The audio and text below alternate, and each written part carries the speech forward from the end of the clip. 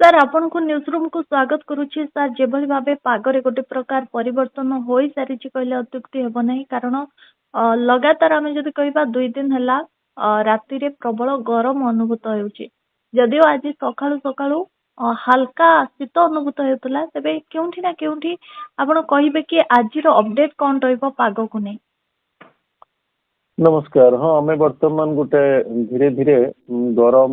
परिवेश आड़ को अग्रसर करुचु जो आपण वर्तमान देखुचंती जो रातिर वातावरण आज्ञा मत लगुच वर्तमान बलवत्तर रहिबो किंतु जो आपण ठंडा अनुभूत करुचंती सकाळ बेला से आज जो 14-15 रहुची टिके आज्ञा उत्तर दिगरु टिके ठंडा वायुर आंशिक रूपे प्रभाव रहुची किंतु ओवरऑल आपण जे देखिबे आपण गोटे गरम कंडीशन रे ही अछंती और रहिए मध्य आउ जदि ओडिशा को टिके अधिक विश्लेषण करिवे हमर जो उपकूलवर्ती अंचल अछि आउ जो दक्षिण अभ्यंतरण अंचल अछि ई दुईटा जो अंचल अछि टिके अधिक तापमात्रा टिके गुळगुळी समस्या टाण खरा ये सब जो मोर वायुमंडल परिस्थिति अच्छी से परिस्थिति प्रभाव पाई पारे किंतु जो उत्तर उत्तर पश्चिम जो जिला आज्ञा मैंने अच्छी टिके आंशिक राति समय टिके आंशिक कम तापमात्रा पाई पारती नेक्स्ट जो 48 घंटा किंतु तापर 16-17 पर पुणी तापमात्रा बढ़िबार भी संभावना रही। ओवरऑल अपन गोटे ताती परिवेश को वर्तमान अग्रसर करुचे। ତେବେ ସାର୍ ଯେଭଳି ଭାବେ କିଛି ଦିନ ପୂର୍ବରୁ ରାଜ୍ୟରେ କୁହୁଡି ଦେଖିବାକୁ ମିଳୁଥିଲା, ଯଦିଓ ବର୍ତ୍ତମାନ ସ୍ଥାନେ ସ୍ଥାନେ ସେଭଳି ସ୍ଥିତି ଲାଗି ରହିଛି, କିନ୍ତୁ ରାଜଧାନୀ ଭୁବନେଶ୍ୱର କଥା ଆମେ ଯଦି କହିବା କେଉଁଠି ନା କେଉଁଠି କୁହୁଡି ଆଉ ଦେଖିବାକୁ ମିଳୁନି। ଆଗକୁ କୁହୁଡି ପରିସ୍ଥିତି ଲାଗି ରହିବ କି? आज्ञा वर्तमान पुणी से गुरुचाप क्षेत्र प्रभाव मत लगे 15 पर आरंभ हबार संभावना रही जहाँफल कि आपंकर 16-15-16 अनवर्ड्स मत लगे सकाळ बेला टिके कुहुड़ीर पुणी प्रत्यावर्तन हम आटा कंटिन्यू कर मत लगे आउ गोटे हप्ताह आप 16 रु नहीं 22-23 पर्यटन चलतु कुहुड़ी सकाळ बेला उपकूलवर्ती अंचल पर्टिकुलाली रहिबार मत संभावना लगुच। आज्ञा सर सर किछि कमेंट्स रही जो कमेंट्स माध्यम रे किछि क्वेश्चन पचार आपण उत्तर देबाकू पड़िबो। तबे सर जने कमेंट्स रे पचारि छंती जे मार्च मास पई पानीपाग केमिति रहइबो एबेठु कहबा संभव कि? नहीं एबेठू आपण निर्दिष्ट भाव में कहि परिबेनी किंतु ओवरऑल आपण मार्च मास हमर गोटे खरा दिन जो हमर मास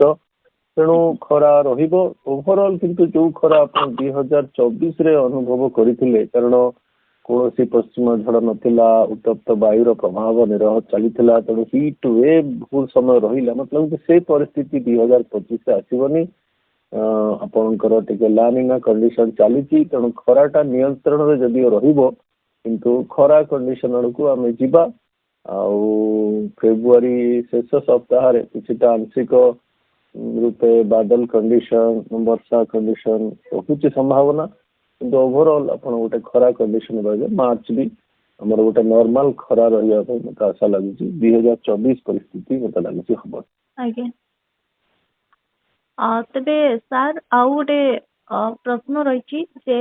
पूर्वरु जेमिति झड़ी वर्षा लगी रहउथला ता 5-6 दिन धरी लगी रहउथला किंतु एबे आउ से झड़ी वर्षा देखिबाकू मिलुनी कोन पई सर? हाँ हमर जो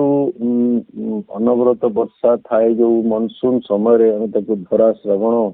कही था माने वर्षाटा कंटिन्यूअसली होता है और अनवरत चली था से वर्षा